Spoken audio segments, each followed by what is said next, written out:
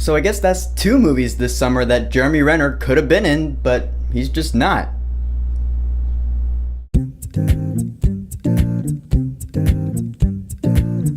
Mission Impossible Fallout. So Mission Impossible Fallout is the 6th Mission Impossible movie starring Tom Cruise, and it really is a continuation of the 5th one, Rogue Nation. So this is gonna have some spoilers for Rogue Nation. At the end of Rogue Nation, the bad guy Solomon Lane was caught and put away in a prison somewhere. So in Fallout, he is escaped. So once again, Ethan Hunt and his IMF team, IMF stands for Impossible Mission Force, have to track Solomon Lane down without any backup because they have been disavowed. Starting to sound a lot like the last two movies. And that's my biggest thing about this, really, is that these movies are starting to get repetitive in some ways that are good and in some ways that I was not a huge fan of. This is me being honest, and I feel weird about it because this movie's been getting stellar reviews. I mean, what, some reviews have called this movie the greatest action movie of all time? That's not the boldest statement ever or anything, but I just don't think it is. I mean, Tom Cruise, the man, the myth, the legend. These Mission Impossible movies are known for him doing his own stunts. And yeah, he doesn't disappoint in this one. I mean, for me, nothing will ever top him climbing the Dubai Tower. He did that for real. But I mean, he spent a year learning how to pilot a helicopter just so this movie could be as legit as humanly possible. No one has that kind of commitment. I have not seen that kind of commitment in any other actor ever. I gotta say though that the biggest standout in this movie for me was Henry Cavill. Not just because of the mustache, you know, we all know the story about that in Justice League, and he is still my man crush.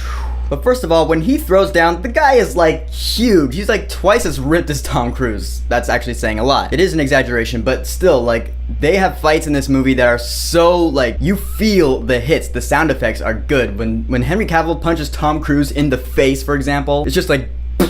But he's a tough guy, he means business, and of course, him being a new character in a Mission Impossible movie, there's gonna be a certain amount of mystery surrounding his character, and that's always intriguing, and it really pays off in this movie. So all sorts of props to Henry Cavill in this movie, and his American accent, and his mustache. Rebecca Ferguson is back as Ilsa Faust in this movie. She was, you know, the big character in Rogue Nation, and she's still just as mysterious in Fallout as she was in Rogue Nation, which is starting to get annoying, because I'm like, alright, are you a good guy or bad guy, or like, whose side are you playing on here? I mean, that story surrounding her does actually progress in this movie, which I'm thankful for, and she still kicks ass. Sean Harris as Solomon Lane, I wouldn't say he's as menacing in this one as he was in Rogue Nation. His voice is really annoying. And the blood will be on your hands. With him, I was kind of like, he just monologues.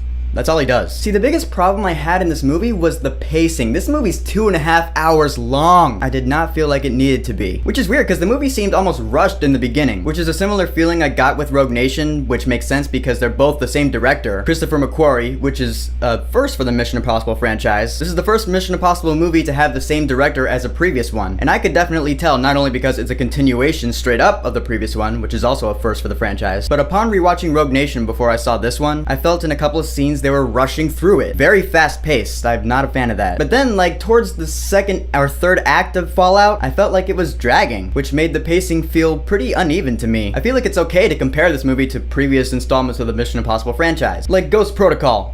Awesome movie, 10 out of 10. Brad Bird directed it, it was lighthearted and fun, and had great character moments, awesome action scenes. It's still the best one of the series. I still haven't seen the first 3 movies, admittedly, but if I had to guess, I would say that this franchise was episodic before Rogue Nation and Fallout. I could be wrong, I don't know. But the fact that they were episodic allowed the movies to be more lighthearted and fun. The fact that they decided to make Fallout a continuation of Rogue Nation, I feel that affected the overall vibe of this movie, because it felt a lot more serious than the past 2 movies. I mean, there's humor, sure, most of it coming from Ving Rhames and Simon Pegg, but I'm just saying that's kind of a thing that Ghost Protocol has over this one. I wasn't having as much summer fun here. Again, that might just be a me thing. I mean, of course, this being a Mission Impossible movie, there's a lot of things Fallout has going for it. It is chock full of close calls, misdirection, and death-defying stunts, like a legit Halo jump. Halo, in this case, is an acronym for High Altitude Low Open. I don't know how high up the plane was, but they literally had Tom Cruise jump out of a plane. They legit did that, and it is awesome as hell. And there are awesome chase sequences. In this movie, there is a helicopter chase through a snowy mountain range, and it is also awesome as hell. I don't know how many of you have heard of the Wild Arctic ride at SeaWorld. It's a motion simulator ride. You're on a helicopter and you're going through the Arctic. The helicopter chase sequence in this movie makes Wild Arctic feel like you're just sitting on a bench doing nothing. Just never has a thought crossed my mind of there being a helicopter chase through a snowy mountain range with Tom Cruise and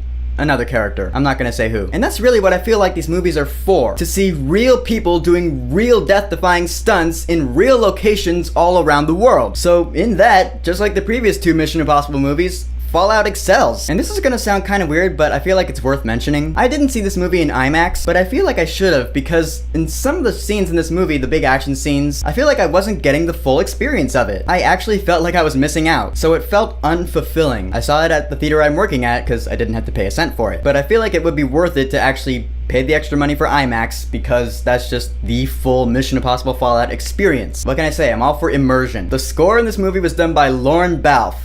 And guys, this is the one. If you've noticed, in every review I've done for a movie that Lorne Balfe has scored, I have said that the music is really good and there will come a day where Lorne Balfe rocks a score so hard that I'm like, yes, he is a force to be reckoned with. And this is it. The score in this movie was awesome. I mean, yeah, of course you have the original Mission Impossible theme,